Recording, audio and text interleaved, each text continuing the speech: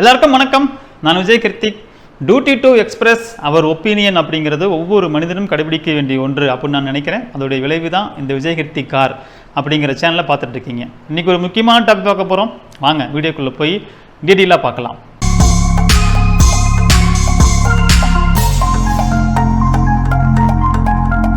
ஒரு தேர்தல் காலம் அப்படிங்கிறது ஒரு தேர்தல் நடக்கும்போது அந்த தேர்தல் பூத்தில் மக்கள் ஓட்டு போடுறதுக்கு வரும்போது அந்த கேண்டிடேட் சம்மந்தமாக ஒவ்வொரு கட்சி சம்மந்தமாக இல்லை ஒரு சுயேட்சையாக நிற்கிறாரு அப்படின்னாலும் அந்த கேண்டிடேட் சார்பாக அங்கே ஒரு முகவருக்கு ஒரு அனுமதி கொடுத்து அவருக்கு முறையான பேட்செல்லாம் கொடுத்து அவர் என்ன பண்ணுவார், அங்கே எல்லா வேட்பாளருடைய முகவருமே அங்கே அனுமதிக்கப்படுவாங்க.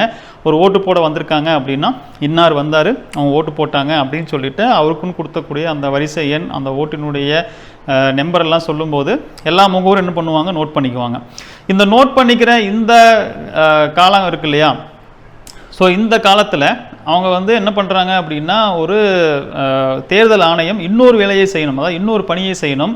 என்னென்னா அந்த தேர்தல் முடிந்த கையோட அந்த எலெக்ஷன் முடிஞ்ச கையோட பூத்து வாரியாக அங்கே நடந்த ஓட்டு எண்ணிக்கையை அவங்க உடனே அனௌன்ஸ் பண்ணணும் அப்படின்னு சொல்லிட்டு அவங்க என்ன பண்ணுறாங்க, ஒரு பொதுநல வழக்கு தேர்தல் ஆணையத்தின் மீது போடப்படுது. சமூக ஆர்வலர்கள் என்ன பண்ணுறாங்க, தேர்தல் ஆணையத்தின் மீது வழக்கு போடுறாங்க.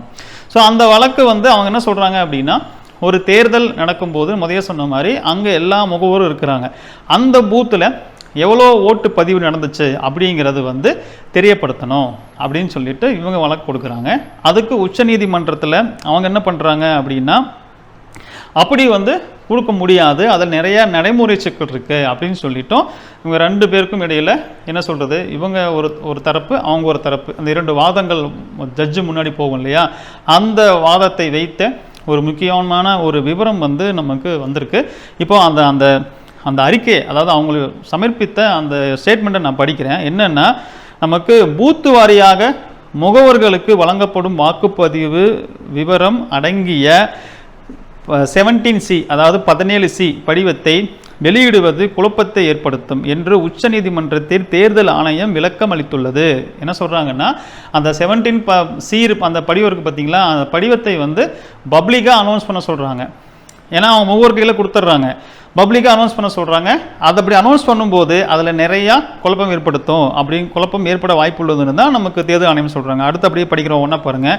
17C அதாவது 17C படிவ விவரங்களை பொதுவெளியில் வெளியிட வேண்டும் என்பது தேர்தல் ஆணைய சட்ட விதிகளின் படி கட்டாயம் இல்லை என்று தெரிவித்துள்ளது தேர்தல் ஆணையம். தேர்தல் ஆணையனுடைய விதிப்படி ஒரு பூத்தில் நடந்த மொத்த எண்ணிக்கையை பொது வெளியில் கொடுக்கணும் அப்படின்னு கட்டாயம் கிடையாது. அங்கே முகவர்கள் இருக்காங்க இல்லையா, அவங்ககிட்ட கொடுத்தா போதும்.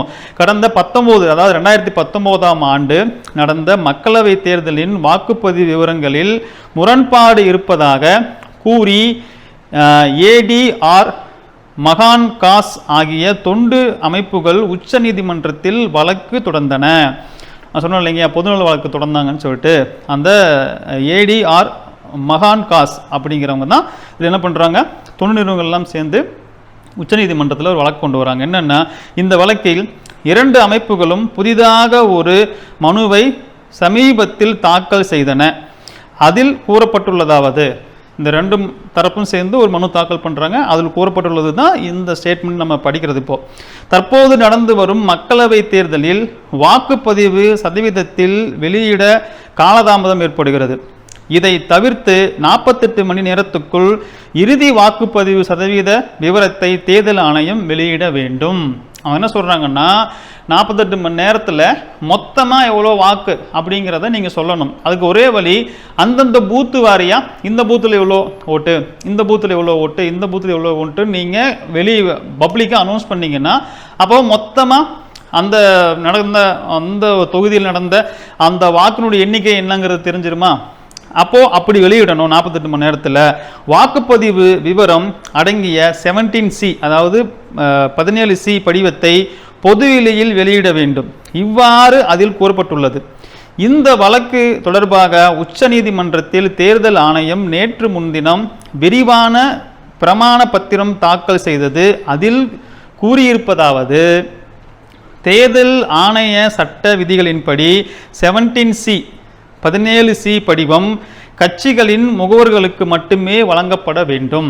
நம்ம சொன்னோம் இல்லைங்களா, அங்கே ஒவ்வொரு கட்சியும் ஒவ்வொரு கேண்டிடேட்டுடைய முகவரும் அங்கே இருப்பாங்க. அந்த முகவர்களுக்கு கொடுத்துருவாங்க, இவ்வளோ ஓட்டு வந்துச்சு அப்படின்னு சொல்லிட்டு கொடுத்துருவாங்க. ஆனால் இவங்க தொண்டு நிறுவனம் என்ன சொல்கிறாங்க அப்படின்னா, பப்ளிக்காக அனௌன்ஸ் பண்ணணும் அப்படின்னு சொல்லி சொல்கிறாங்க. அதன்படி பூத்து வாரியாக அந்தந்த கட்சிகளின் முகவர்களுக்கு 17C படிவத்தின் நகல் வழங்கப்படுகிறது. தேர்தலுக்கு பிறகு பாதுகாப்பு அறையில், ஸ்ட்ராங் ரூம் அப்படின்னு சொல்லக்கூடியது அந்த பாதுகாப்பு அறை, அசல் படிவங்கள் பத்திரமாக வைக்கப்படுகின்றன.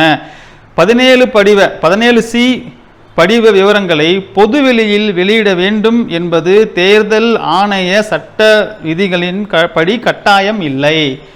அப்புறம் தவிர வாக்குப்பதிவு விவரம் அடங்கிய 17C படிவத்தை வெளியிடுவது குழப்பத்தை ஏற்படுத்தும். அவங்க என்ன சொல்கிறாங்கன்னா, இந்த 17C படிவத்தை வந்து பப்ளிக்காக அனௌன்ஸ் பண்ணால் அதனால் குழப்பம் ஏற்படும்.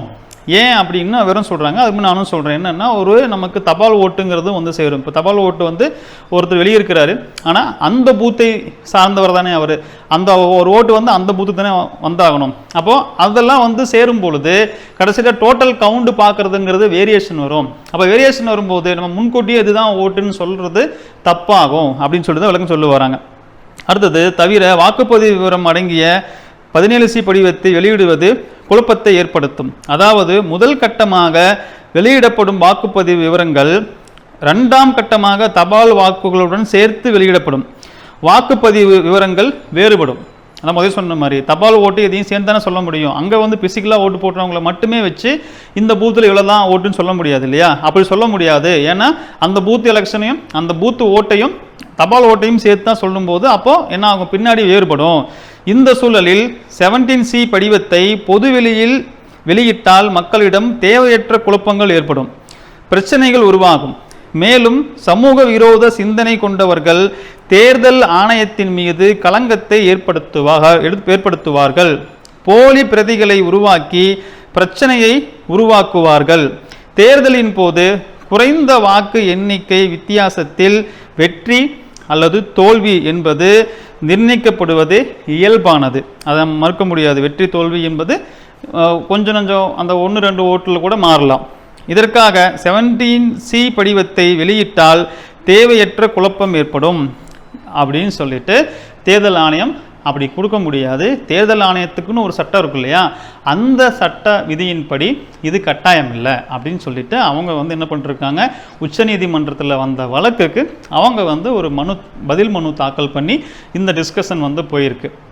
இதுதான் நம்ம வந்து ப்ராக்டிக்கலாகவும் நம்ம ஒன்று பார்க்கணும். நம்ம ஒரு ஓட்டு போட போகிறோம் அப்படின்னாவே அந்த ஓட்டு போட போகும்போதே இந்த பூத்தில் இத்தனை பேர் ஓட்டு போட வந்திருக்கிறாங்க, இத்தனை பேர் ஓட்டு போட வரல அப்படிங்கிறது அங்கே உள்ள முகவர்களுக்கு தெரிஞ்சிடும். ஆனால் முதல்ல வந்து என்ன பண்ணுவாங்கன்னா, இன்னாருக்கு தான் ஓட்டு போட்டாங்க, இன்னாருக்கு ஓட்டு போடலங்கிறது ஒரு கெஸ்டிங்கில் சொல்லுவாங்க. இல்லை இவர் வந்து அந்த பட்டன் வரிசை வருது பார்த்தீங்களா, அந்த பட்டன் வரிசையை வச்சு இவர் 3வது பட்டனுக்கு தான் அமுத்தினார், 4வது பட்டனுக்கு தான் அமுத்தினார் அப்படின்னு சொல்லிட்டு கெஸ் பண்ணுவாங்க. இப்போ அந்த ஓட்டு போடுற அந்த பூத்தில் அந்த மறைச்சி வைக்கக்கூடிய அந்த பூத்துடைய அந்த சீட்டு வச்சு மறைப்பாங்க இல்லையா, அதை நல்லா இப்போ ஹைட் பண்ணி யாருக்கும் தெரியாத அளவுக்கு பண்ணிடுறதுனால அவங்க எந்த பட்டனை ப்ரெஸ் பண்ணாங்கங்கிறது கெஸ் பண்ண முடியாத அளவுக்கு இப்போ இருக்குது. ஆனால் ஒன்று என்ன அப்படின்னா, இந்த பூத்தில் வந்து இத்தனை பேர் ஓட்டு போட்டிருக்காங்க அப்படிங்கிறது அந்த முகவர்களுக்கு ஒரு இஷ்டா போயிடும். அப்போ இத்தனை பேர் ஓட்டு போடலை அப்படிங்கும்போது அவங்க மேபி சில பேர் என்ன பண்ணுவாங்கன்னா, அவங்களும் கட்சியை சார்ந்தவங்களாக இருந்தால், இப்போ வயதானவங்களாக இருந்தாங்களாம் கூட வீட்டுக்கே வந்து அவங்கள வீட்டிலேருந்து தூக்கிட்டே கையில் அப்படியே தூக்கிட்டே போய் கூட ஒரு ஆட்டோலையோ ஒரு கார்லையோ இல்லை 2 வீலர்லையோ உட்கார வச்சு கையிலேயே தூக்கிட்டு கூட பூத்து வரைக்கும் வந்து கூட ஓட்டு போட வச்சுருக்காங்க. இதெல்லாம் நம்ம கேள்வியும் பட்டிருக்கிறோம், பார்த்தும் இருக்கிறோம். அப்போது அந்த பூத்து முகவர்கள் எதுக்கு அங்கே அமர்த்தப்படுறாங்க அப்படின்னா, அங்கே நடக்கக்கூடிய வாக்கு என்பது வெளிப்படையாக நடக்கணும். ஒருத்தருக்கு சார்ந்து அங்கே நடக்கலை, பொதுவாக தான் நடக்குது. ஏன்னா இது நடக்கிறது அப்படிங்கிறது வந்து பலதரப்பட்ட ஒரு கேண்டிடேட்டு அந்த தேர்தலில் போட்டிடுறாங்க.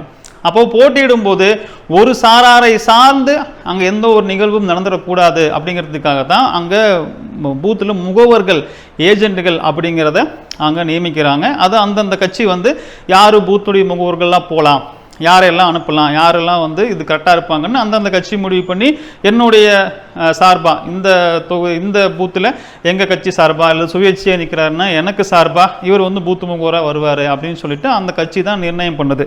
நிர்ணயம் பண்ணி அவங்கள கொண்டு போய் அந்த ஓட்டு நடக்கக்கூடிய ஓட் கவுண்ட், அதாவது ஓட்டு வந்து போடக்கூடிய அந்த இடத்துல வந்து அவங்க வந்து வச்சு அந்த கவுண்ட் பண்ணுறதுக்கு உண்டான அவங்களுக்கு கொடுக்குறாங்க. இப்போ வந்து நான் ஓட்டர் ஐடி எடுத்துகிட்டு போகிறேன், ஓட்டர் ஐடி எடுத்துகிட்டு போகிறதுக்கு முன்னாடி நமக்கு வந்து ஒரு ஸ்லிப் கொடுப்பாங்க. அந்த ஸ்லிப்பில் என்னுடைய ஓட்டு வரிசை என்னன்னு எழுதியிருக்கும். அந்த சீட்டையும் எடுத்துகிட்டு நான் ஓட்டர் ஐடியோ இல்லை என்னுடைய அதர் ஐடி ப்ரூஃபையும் எடுத்துகிட்டு நாங்கள் போகிறேன்.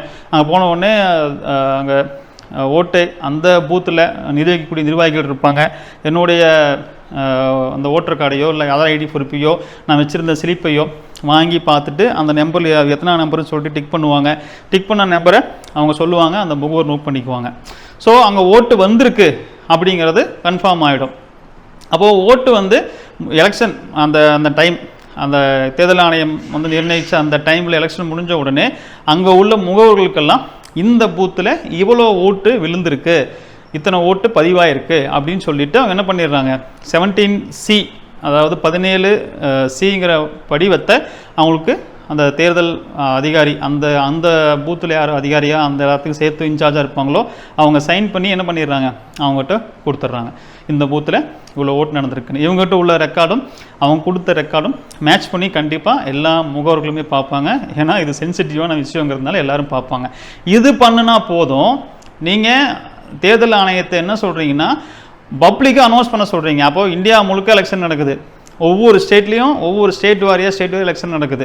அந்த ஸ்டேட் வாரியாகவே ஒவ்வொரு பூத்துலையும் இவ்வளோ ஓட்டு அனௌன்ஸ் பண்ணாங்க அப்படின்னா அப்போ இமீடியட்டாக தெரிஞ்சிடும் இவ்வளோ ஓட்டு தான் விழுந்திருக்கு மொத்தமாக அந்த ஸ்டேட்டுக்கு அப்படின்னு நமக்கு தெரிஞ்சிடும். அதை வைத்து நாளைக்கு ரிசல்ட் வரும்போது அதுவும் இதுவும் மேட்ச் ஆகுதா அப்படின்னு சொல்லிட்டு பார்க்க கரெக்டாக இருக்கும்னு தான் என்ன பண்ணுறாங்க, இந்த பொதுநல ஆர்வலர்கள், சமூக ஆர்வலர்கள் வந்து அந்த அமைப்பு சார்ந்தவங்க ஒரு கேஸ் கொடுக்குறாங்க. ஏன்னா எத்தனை ஓட்டு விழுந்திருக்கு அப்படின்ட்டு இவங்ககிட்ட கொடுக்குறாங்க. அப்புறம் தபால் ஓட்டு வந்ததுக்கப்புறம் தான் சேர்க்க முடியும். இது பப்ளிக்காக அனௌன்ஸ் பண்ணாதனால நாளைக்கு இந்த தொகுதியில் ஓட்டோட எண்ணிக்கை அதிகம்னு சொன்னாலும் கூட அவ்வளோ அக்யூரேட்டாக நம்ம போய் கவனித்து அந்த நேரத்தில் பரபரப்பான சூழ்நிலையில் அதெல்லாம் நம்ம ஒரு ஆக்ஷன் எடுத்து ஒரு கால் டிக்கெட் ரைஸ் பண்ணிலாம் பார்க்க முடியாது அப்படிங்கிறதுக்காக அவங்க கேட்குறாங்க. ஆனால் ஒரு சைடு தேர்தல் ஆணையம் சொல்வது நியாயமானதாக தெரியுது, ஒரு சைடு இவர்கள் வைத்த கோரிக்கை நியாயமானதாக தெரியுது. ஆனால் ரெண்டுமே எது சாத்தியம் எது சாத்தியம் இல்லை அப்படிங்கிறத நமக்கு வந்து எல்லாத்துக்கும் பொதுவாக நமக்கு நீதிமன்றம் இருக்குது. அந்த நீதிமன்றம் வந்து இறுதியில் என்ன சொல்லும், ஒரு எல்லாருக்கும் பொதுவான ஒன்றை நமக்கு ஒரு நீதியை கொடுக்கும்.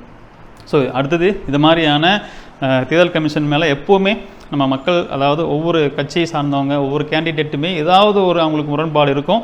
தேர்தல் ஆணையமும் கூட நிறையா முரண்பாடான விஷயங்களை தெரிந்தும் செய்யலாம் தெரியாமலும் செய்யலாம் அப்படின்னு அவங்களுடைய கருத்தாக இருக்கும் இல்லையா. அது வேணுன்னே பண்ணுறாங்கன்னு சொல்லுவாங்க.